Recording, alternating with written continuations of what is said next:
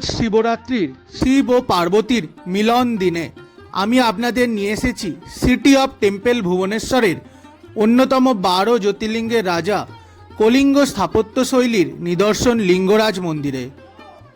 মন্দিরে ক্যামেরা বারণ থাকে। বিশেষ প্রোটোকলের সাহায্যে আজ আমি আপনাদের ঘুরিয়ে দেখাবো এই মন্দির। শিবরাত্রির প্রধান আকর্ষণ হলো রাতে মন্দিরের চূড়ায় মহাদীপ প্রজ্বলন। ভক্তরা সারাদিন উপবাস করে থাকেন। লক্ষ লক্ষ প্রদীপ জ্বালিয়ে তারা উপবাস ভঙ্গ করেন মহাদীপ প্রজ্বলনের পরে। আমি আপনাদের আজ দেখাবো সেই অপরূপ দৃশ্য। 12 জ্যোতির্লিঙ্গের রাজা লিঙ্গরাজ মন্দির জুড়ে রয়েছে 12টি জ্যোতির্লিঙ্গের আলাদা আলাদা মন্দির। উজ্জয়নের মহাকাল থেকে রামেশ্বরম বা সোমনাথ থেকে বিশ্বনাথ সবই মন্দির রয়েছে এখানে। এই লিঙ্গরাজ মন্দির 11th সেঞ্চুরিতে রাজা যযাতির দ্বারা তৈরি হয়। এই মন্দিরটি মনে করা হয় পুরীর জগন্নাথ মন্দিরের থেকেও পুরানো। লিঙ্গরাজ মন্দিরে হরিহর মানে ভগবান শিব ও বিষ্ণু উভয়েরই পুজো হয়। শিবরাত্রির দিন সকাল থেকেই প্রচণ্ড ভিড় হয় এখানে ভগবান শিবের ওপর জল ঢালার জন্যে। আপনাদের কাছে যদি পাস না থাকে তাহলে শিবরাত্রির দিন এখানে আসতে গেলে ভোরবেলা 4টে বা 5টার থেকে আপনাদের লাইনে দাঁড়াতে হবে। আর এখানে আপনারা হয়তো এন্ট্রি পাবেন বিকেল 4টে বা 5টার সময়।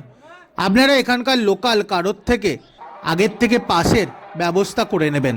এখানে ভিআইপি পাসেরও ব্যবস্থা আছে, কিন্তু তা শিবরাত্রির অনেক দিন আগেই শেষ হয়ে যায়। শিবরাত্রি ছাড়া অন্যান্য দিনে এখানে ভিড় খুব একটা হয় না।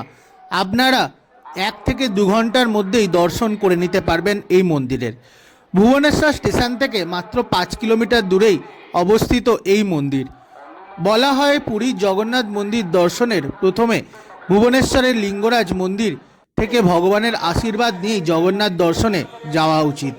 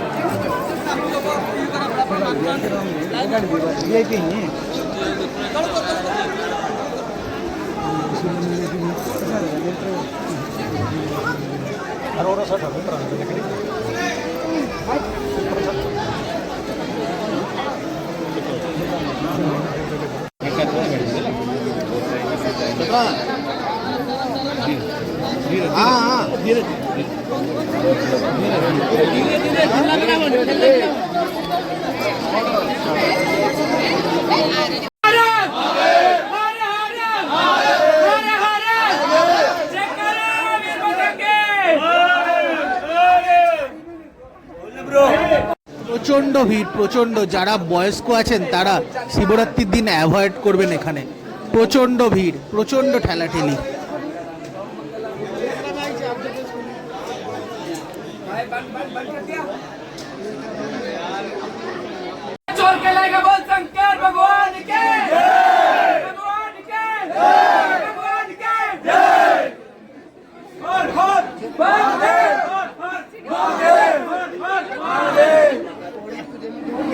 আজ আপনারা আমার ক্যামেরার সাহায্যে মানস চক্ষুতে দর্শন করুন 12 জ্যোতির্লিঙ্গের রাজা এই লিঙ্গরাজ মূর্তির।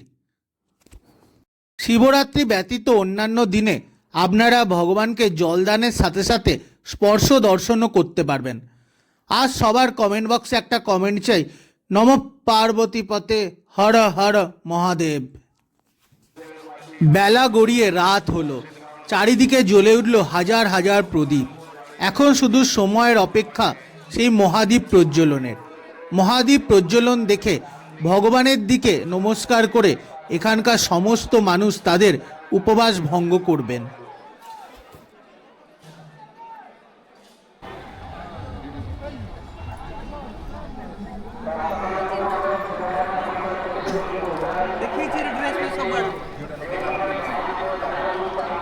কত মানুষ এখানে কত প্রদীপ জ্বালিয়েছেন আপনারা দেখতে পাবেন। পুরো চারিদিক একটা সময় গিয়ে শুধুমাত্র প্রদীপের আলোয় লাল হয়ে যাবে।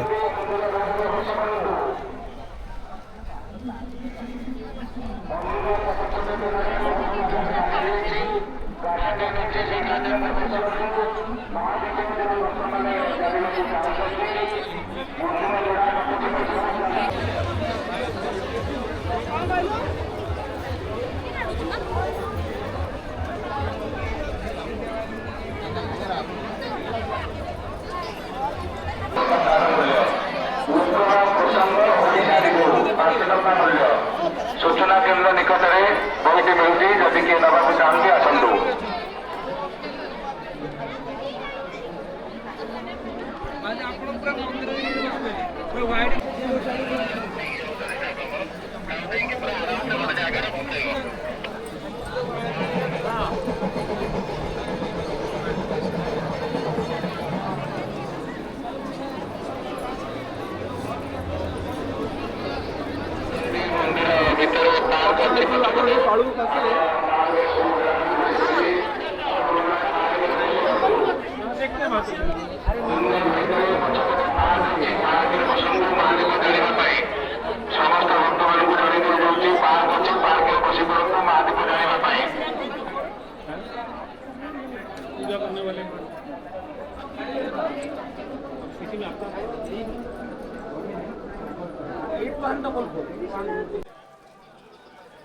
এটা হলো মন্দিরের প্রধান সদর দরজা। আপনারা যখন মন্দিরে আসবেন এই দরজার দিয়েই আপনাদের প্রবেশ হবে। মন্দিরে ঢোকার সাথে সাথেই আপনারা দেখতে পাবেন মন্দিরের সামনে রয়েছে 7 ফুট উঁচু গরুর স্তম্ভ। এই স্তম্ভকে প্রদক্ষিণ করেই আপনারা মন্দিরে দর্শন করতে যাবেন ভগবান শিব ও বিষ্ণুর।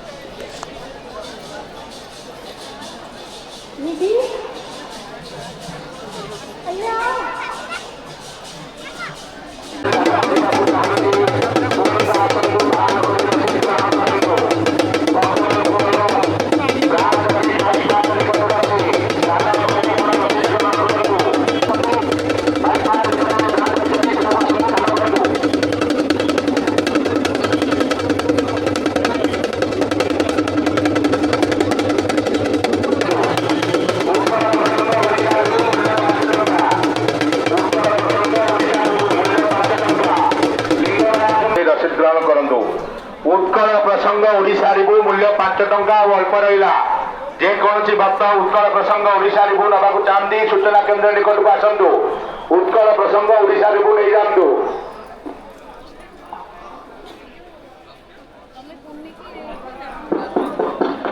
उत्कल प्रसंग ओडिशा रिव्यू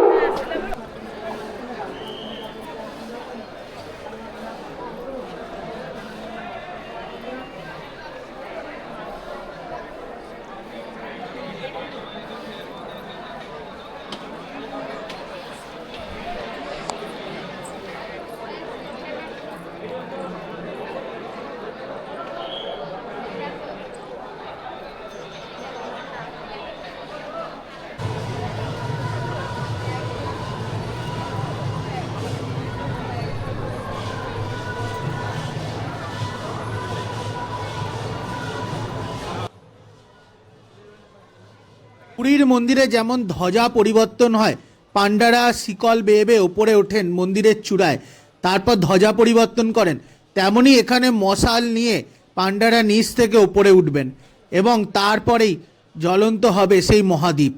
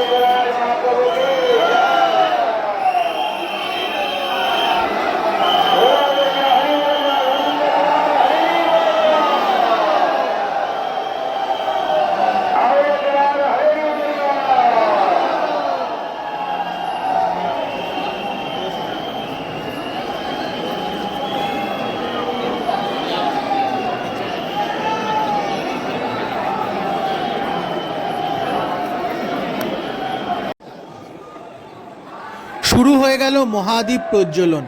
পাণ্ডারা নিচ থেকে এক এক খাপে পা দিয়ে দিয়ে ওপরে উঠছেন মন্দিরের চূড়ার দিকে। আর মাত্র কিছু সময়ের অপেক্ষা।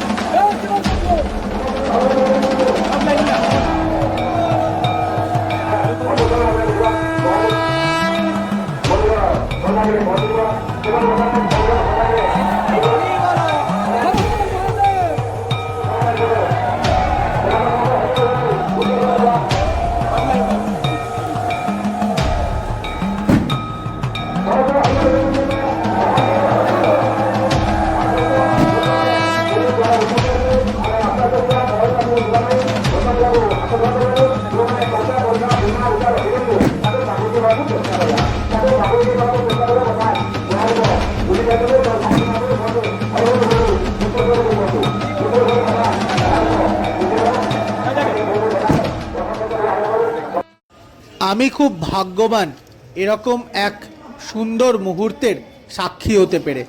আমি আপনাদের দেখালাম মহাদ্বীপ প্রজ্বলন। কেমন লাগলো অবশ্যই তা কমেন্ট বক্সে জানাবেন।